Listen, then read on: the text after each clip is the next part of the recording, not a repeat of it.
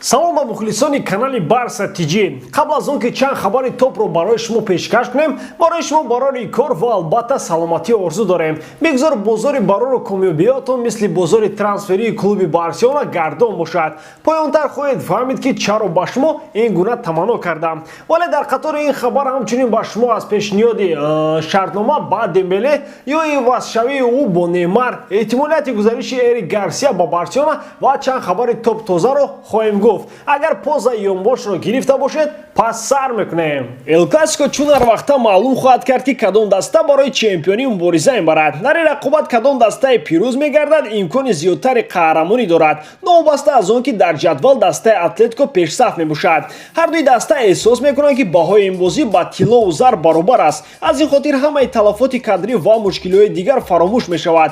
Дар Эл Класико ҳар чӣ шуданаш мумкин. Барселона дар ҳолати хуби варзишӣ қарор дорад, аммо Реал нишон дод ки дар ҳама гуна вазъият метавонад ғолиб ояд. Дар ҳақиқат ин бозӣ ба финал баробар аст ва тахмин кардани натиҷаи бозӣ хеле мушкил аст. Ба ҳар ҳол ман тахмин мекунам ки бозӣ мусовӣ анҷом меёбад. Оре бозам шавқовар гузаштани Эл Класико дӯстони мо аз 1xbet боз аксияи ставка без рискаро ба роҳ монданд. Дар ин бозӣ агар то $10 ставка кунед ва агар чекатон бисусадам маблағ ба ҳисобатон бармегардад. Барои истифодаи ин имконият ба лични кабинет даромада дар участия в аксиях бонус на спортро фаъол намоед. Ссилкаи бозӣ дар комментария. Имкониятро аз даст надиҳед.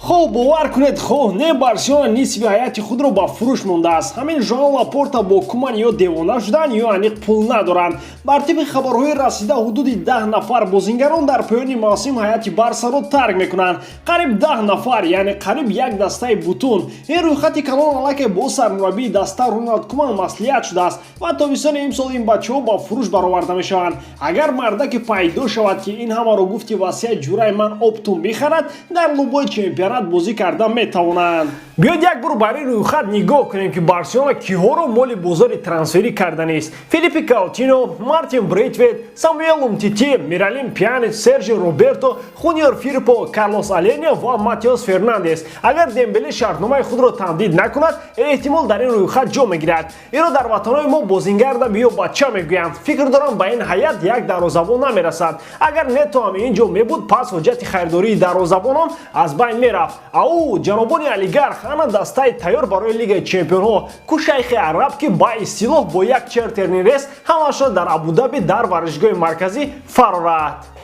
Имрӯз Антуан Гризман дар тамрини дастаи Барса ширкат накард. Не натарсед, ӯ ҷароҳат надорад ва ҳам коронавирус нашудааст. Ӯ бори сеюм падар шудааст ва дар машқи даста ширкат намекунад. Албатта сидоди мураббиён ва кулли ҳамдастагон ӯро ба таваллуди фарзанди сеюм муборакбод гуфтанд. Аммо ширкати бозингари фаронсавӣ дар Эл Класико низ акнун зери суол аст. Ман шумо мухлисони азизро мефаҳмам ки мегӯед бачаро ку занаш таваллуд кардааст, причём тут иштирок накардани худаш дар бозӣ. Бале, ман шуморо мефаҳмам, аммо ин мардуми Аврупо ба ҳамин ҳад баъзан нозукиҳо доранд ки ҳоли худо гӯяд ки то охири мавсим ин кор тӯл накашад. Ана инро мегӯянд занкалонӣ.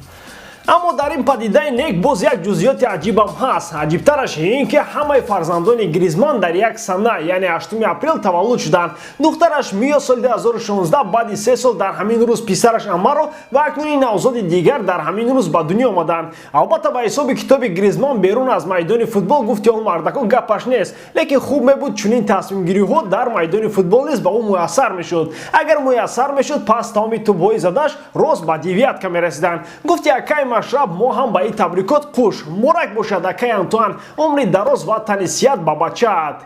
Барселона хостори тамдиди шартнома бо Усмон Дембеле шудааст. Каталониё тасмим доранд бо бозингари фаронсавӣ то соли 2025 шартнома ба имзо расонанд. Вале агар Дембеле иштиёқи рафтан аз Барселона дошта бошад, пас клуби Каталониё ӯро ба фурӯш мегузорад, зеро дар акси ҳол хатаре ба миён меояд ки Барса аз рафтани Дембеле ягон танга кор намекунад. Хотиррасон мекунем ки шартномаи Усмон Дембеле бо Барса то соли 2022 қурб дорад. Дембелеро зарур аст қарори худро дар ин бора ҳафтаҳои наздик қабул кунад, чунки Барселона мехоҳад ки шартномаи мазкур қабл аз оғози чемпионати Аврупо баста шавад. Дембеле худро дар Барса хушбахт ҳисоб мекунад ва қасди ягон ҷо рафтан надорад. Аммо атрофиёнаш ба он назаранд ки Барселона дар оянда ӯро бо маоши лозима таъмин намекунанд. Яъне ҳамин ҷо ҳам касе пайдо мешавад ки ӯро аз роҳ зада истодааст. гуфти бобои ғулом чуғул дар лубои ҷо ҳаст ку.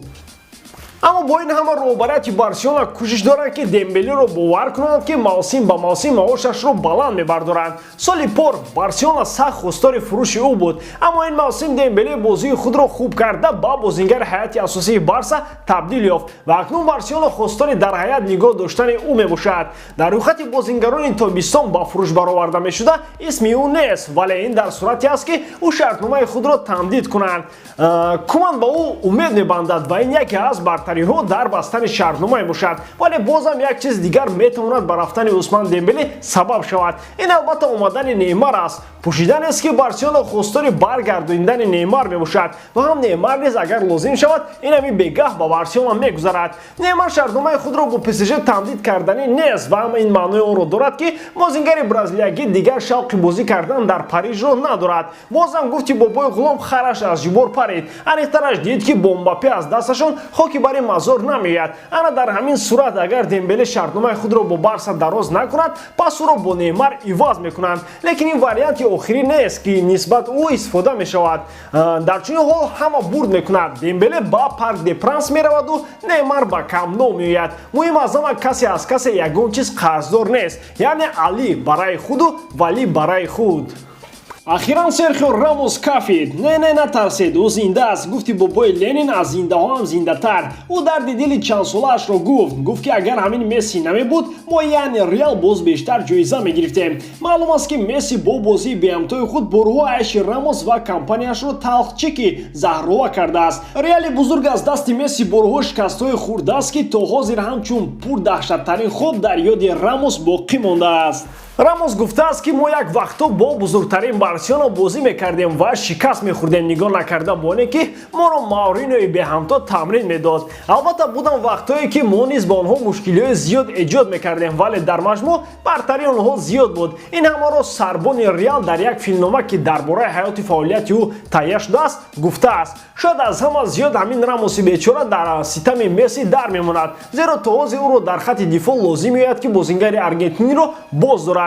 Эл Класикои навбатӣ гӯҳи гуфтаҳои болост, вале бо рафтани сину соли Рамос сол то сол доштани Лео мушкилтар мешавад, ҳарчанд ки Месси ҳам дар қатори Рамос пир мешавад. Беҳтарин пешниҳод барои шахсоне ки аз кам будани риши мӯи сар танқисӣ мекашанд, шахсоне ки хароб ва ё ин ки фарбеҳ шудан мехоҳанд, шахсоне ки қувваи мардонагии худро хубтар кардан мехоҳанд, шахсоне ки бемориҳои гурда ва руда доранд, шахсоне ки аз дардҳои мушакҳо ва дигар дардҳо танқисӣ мекашанд, акнун имконияти беҳтарин пайдо кардед. Аз имрӯз сар карда муддати як ҳафта ширкати Азия Маркет барои муштариён дар дороҳои худ аз 15 то 25% скидка карданд ва барои имкониятро аз даст наодан худи ҳозир ба номерҳои дар рӯи экран занг зада дороҳои даркории худро бо скидкаҳои беҳтарин дастрас кунед ва шахсоне ки ба саҳифаи Азия Маркет даромада дар вақти харидорӣ кардани дороҳо промокоди Гаировро истифода мебарад, онҳоро 15% скидка дар ҳамаи дороҳо интизор аст. Ссилкаи саҳифаи Азия Маркет дар описанияи ин видео.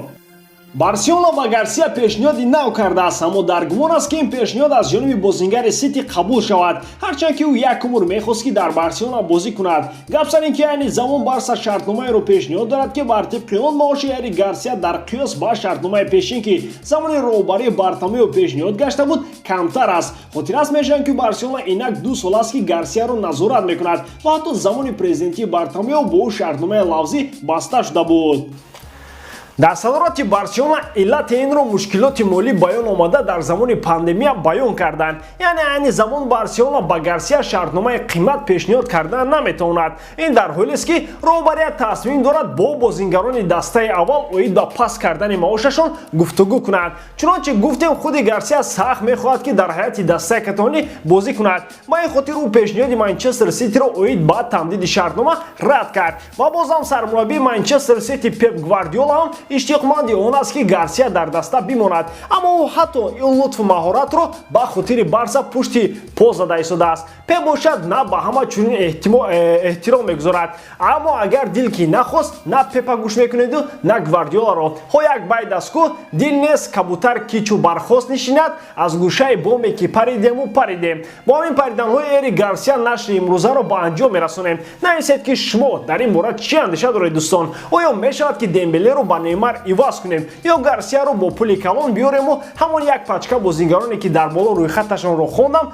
фурӯшем. Бораатон барор ва худу наздиконатонро эҳтиёт кунед ва дар ҳама ҳолат Барселонаро дӯст доред ва канали Барса тиҷиро низ дастгирӣ кунед. Дастгирии шумо пешравии мо. Бо шумо буд Муҳаммад Гаиров. Хай дар паноҳи Аллоҳ.